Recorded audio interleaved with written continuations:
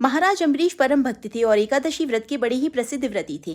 एकादशी को दुर्वासा ऋषि उनके घर पर आए। महाराज ने उनको द्वादशी के दिन भोजन करने का निमंत्रण दिया, क्योंकि वह द्वादशी को ब्राह्मण भोजन कराए बिना पारण नहीं करते थे। दुर्वासा ऋषि स्नान ध्यान करने के लिए बाहर को गए और उनको वहां बहुत देर हो गई।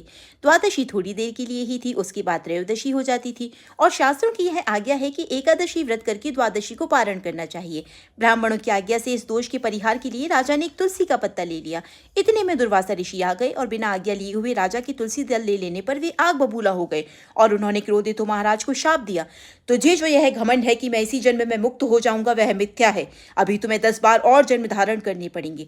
इतना शाप देने के बाद उन्होंने एक कृत्या नामक राक्षसी को पैदा किया, जो पैदा होते ही महाराज अम्बरीश को खाने के लिए दौड़ी।